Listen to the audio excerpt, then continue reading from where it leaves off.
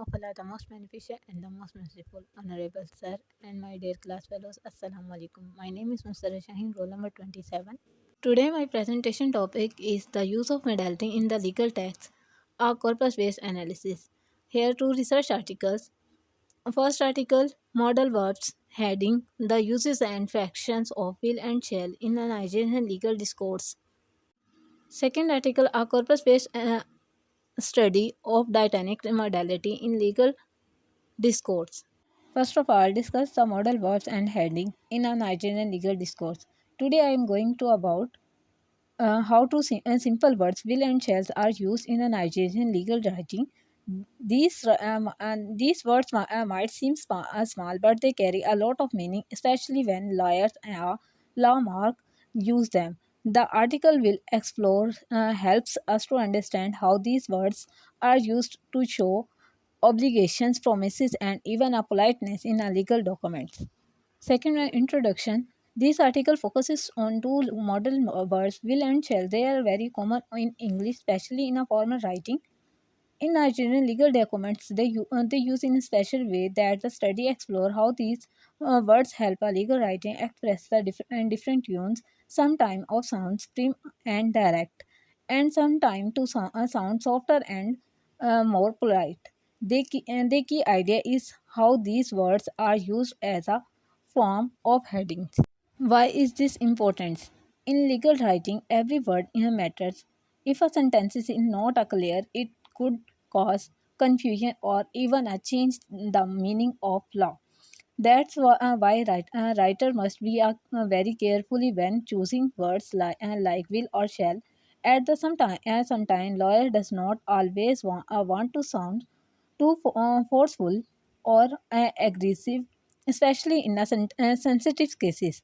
So they use these model words to be clear but also respectfully. This balance is very important. What is heading? Heading means marking a statement a little softer or a less direct. In a regular conversation, we had heading when we say things like maybe, probably, or it seems. In the legal writing, headings can help to reduce the strength of the command. For example, insist the say you shall appear in court. Someone might say you will likely appear in court.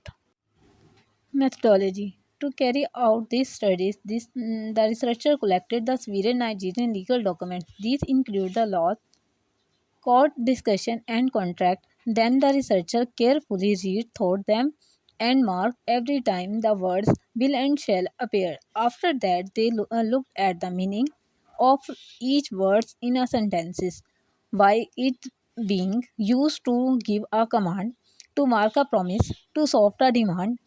This promises is called a discourse analysis, which means closely studying language and how it's used in legal situations. Finding. The researcher found that shall is used most often to show obligation. This means it telling sometime what they must do. For example, the bearer shall pay within 30 days. That a clear command, but sometimes shall is used in a soft way. Finding use of will. The word will usually show sometime that and that will happen in a future or a promises. For example, the company will deliver the goods next week, but in a legal writing, will can also be used to give a command in a more polite way. It's less strong than shall, but still clear. So legal writing use when they want to sound more gentle or a cooperative. Conclusion. In this article, these studies teach us that small words will and shall very powerful in a legal writing. They help create a rules, show the promises and the politeness. Legal writers need to choose carefully to make sure their messages is clear but also respectfully. This article reminds us that the legal language is not just about the strict rules. It also about the way of express ourselves carefully in a thoughtfully. Second article, a corpus-based study of diatonic modality in a legal discourse. Introduction. This study explore how the modal verbs shall, must, may, and should the use of help shapes the rules of responsibility in a legal context. They go is to understand how the legal language differ in everyday English and highlight the challenges the interpreting legal statement. Methodology. This research is grounded in a detailed analysis of five major legal documents published by the United.